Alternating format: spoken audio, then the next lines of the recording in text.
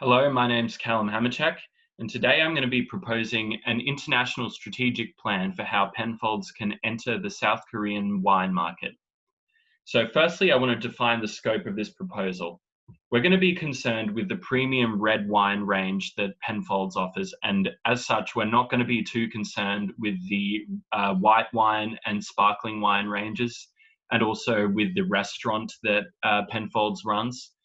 And beyond that, we're not going to be too concerned with the secondary market, despite the dominance that Penfolds has held in that market before. It's a bit beyond the scope of this strategy. We're going to be focused on the primary market. In terms of the industry in the country, we're only really going to be interested in the luxury and wine industries in South Korea or Australia where it's relevant, but we're not going to be too concerned with the cheap wine segment, because that's just not what we're going to be competing with. And we're also not going to be too concerned with global movements and trends across Asia, as it's beyond the scope of this report.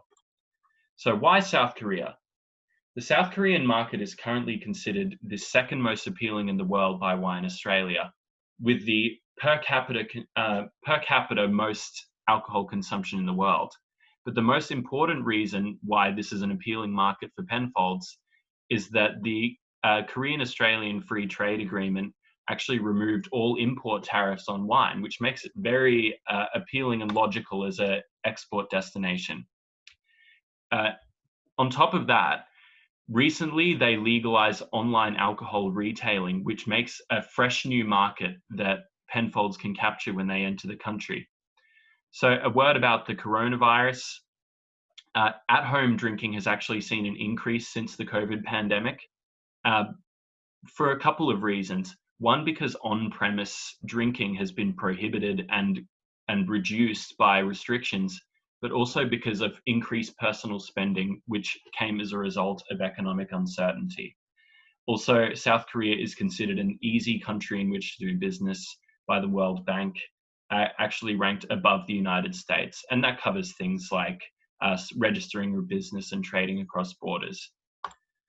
So here's a little situation analysis. And quickly, these analyses through this proposal have been undertaken using a SWOT analysis of the company, a PESTLE analysis of South Korea, and also an analysis of Porter's 5 industry forces. So the situation as it currently stands: Penfolds is about to demerge from their parent company, Treasury Wines, who's handled all their foreign distribution. So when that happens, it's unclear how it's going to affect their current foreign distribution, but suffice to say it will have a significant effect. At the moment, Penfolds is very dominant in the ultra-premium wine segment in China. They found a lot of success after they stopped trying to tackle the cheap wine market with their entry-level wines. Domestically, grape growing is in oversupply structurally. Viticulture, we call this, but that gives Penfolds massive buying power. And with regards to the COVID pandemic, luxury brands that have vertical integration are the ones that have survived strongly through COVID. And if Penfolds has that much buying power, then you can imagine they'll survive quite well. So the risk factors before entering the foreign market, the main one is the cultural difference. In international marketing, we call this psychic distance. It's a term that we use to describe the difficulty in transmitting information to affect a transaction. So also you have to think about the economic uncertainty that's happening across the globe. For South Korea, we're expecting the economy to contract by 3%, but we're expecting it to recover as well.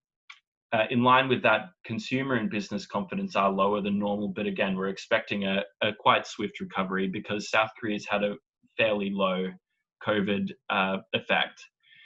Also, the results of the demerger at the moment are still unclear, and we don't know exactly how that's going to play out for the company future. In terms of the market entry strategy, what we recommend is to export, but we export through multiple importers. This is following on from the strategy that Penfolds has used with their suppliers, which is to use multiple suppliers to make the different suppliers competitive.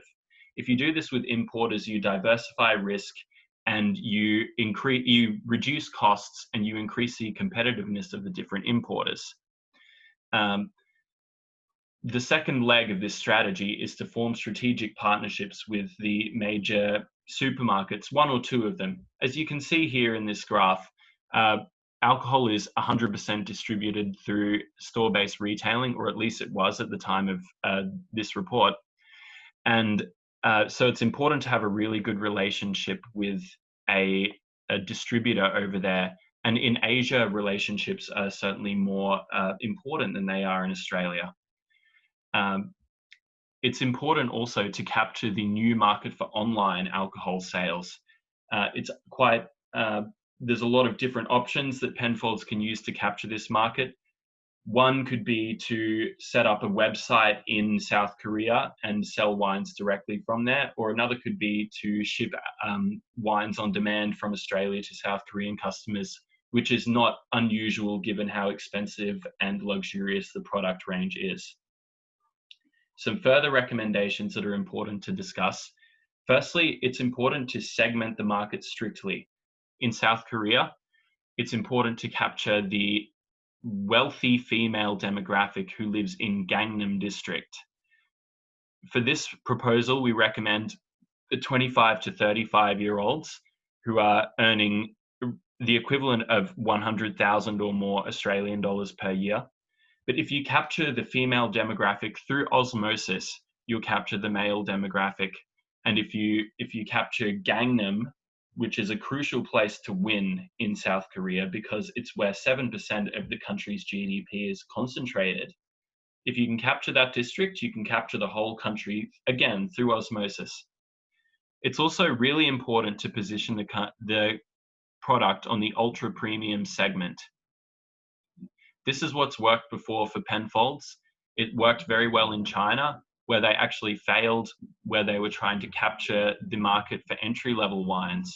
Only when they positioned their product on the premium segment did they actually find enormous success in that country. A third important strategy is to conduct focus group testing. If you do this, then you can get a sense of the flavor profile and also the images that South Korean customers value. And if they don't like the wine, there can be some engineering towards those flavor profiles, adjusting tannins. And the third and final recommendation is to employ a transnational strategy to coordinate management and operations across different countries, especially in this case, South Korea and Australia, so you can consolidate information and get more flexibility in the company. And so if Penfolds follows this strategy, they can expect to increase their long-term survivability through COVID and find access to more revenue streams and win in a unique and exciting foreign market. Thank you.